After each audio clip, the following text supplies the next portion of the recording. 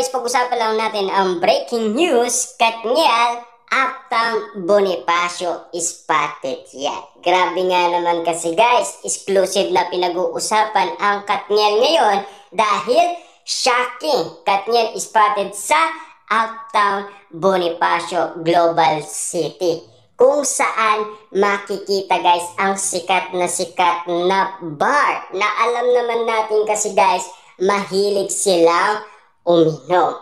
Siyempre guys, pinag-usapan last 2023, lagi na lang natin nababalitaan na umiinom sila. Na alam naman natin guys, nag-i-enjoy ngayon sila. At siyempre, spotted din guys noong April 4. Siyempre, nagkasama din sa inuman si Catherine Bernardo at Daniel Padilla sa Sky Bar. Saan location yon? Sa Soler Resort, North Quezon City. Kung saan nabalitaan natin guys, nagkaroon daw ng kaguluhan at nagkaroon daw ng away si Daniel Padilla at Kyle. Ibig sabihin, pero marami umano guys ang nag-react.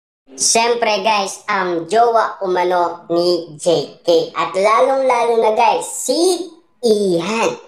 Pero ang usap-usapan nga naman kasi guys, siyempre alam na natin guys na magkabarkada pala si Daniel Padilla at JK. Ibig sabihin, walang kaguluhan ang nangyari. Na alam naman natin guys, si Kyle at Daniel Padilla ay malapit na magkaibigan niya. Paano nga naman kasi guys sila mag-aaway sa Sky Bar or noon April 4, 2025 dahil sa event ng ABS-CBN.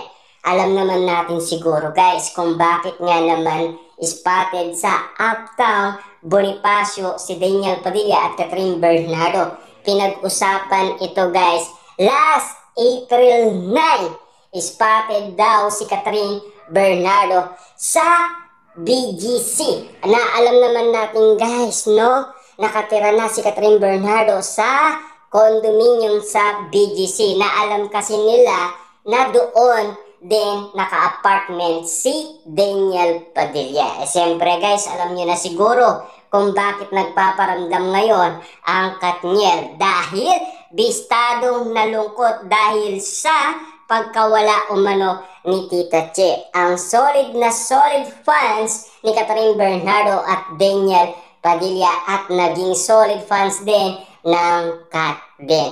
Pero mas malupit siya sa Katniel dahil siya ang founder ng Katniel fans. Siyempre guys, nakumpleto ang Katniel fans dahil siya ang leader. Ibig sabihin, parami ng parami ang mga sumusuporta kay Catherine Bernardo at Daniel Padilla. Pero ang iba dito guys, umiwalay. Naging Kat din fans. Pero sakop pa rin yung guys ni Tita Che. Ibig sabihin, hindi pa rin nila iniwanan si Catherine Bernardo. Part pa rin sila ng Katniel fans, di ba? Naging Kat din fans lang sila.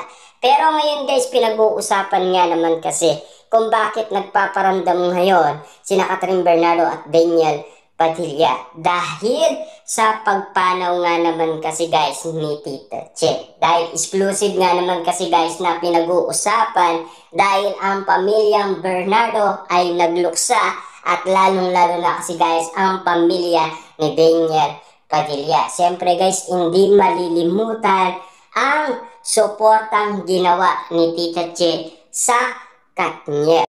Kaya nga naman guys, pinag-uusapan noon ang Katniel dahil gumagawa ng paraan si Daniel Padilla. Na alam naman natin ngayon guys, no, merong tumulong at nagkaroon na sila ng commitment sa isa't isa. At lalong-lalo na guys, siyempre umamin pa itong si Catherine Bernardo kay Mami Min Bernardo. Pinagtapat niya guys na nakipagbalikan siya kay Daniel Padilla. Yun ang nalaman umano guys ni Sian gasa. Yun kasi guys ay pinag-usapan na ng mga netizens. Siyempre guys, ika nga naman ng mga netizens, si Catherine Bernardo, back to back siya sa Katniel. Si Ma'am Min Bernardo ay kat din pa rin siya. Ibig sabihin, magkaiba ang pamilyang Bernardo kay Catherine Bernardo. Ibig sabihin, iba ang gusto ni Catherine Bernardo sa gusto ng pamilyang Bernardo. Kaya nga naman guys, pinag-uusapan ang Katniel dahil bistadong-bistado sila nagpiknik sa Baguio City sa may Burnham Park. Siyempre guys, alam naman natin, ito ay pinupuntaan umano guys ng mga turista, lalong-lalo na guys sa mga nagmamahalan at lalong-lalo na sa mga magkakaibigan at lalong-lalo na guys sa buong pamilya.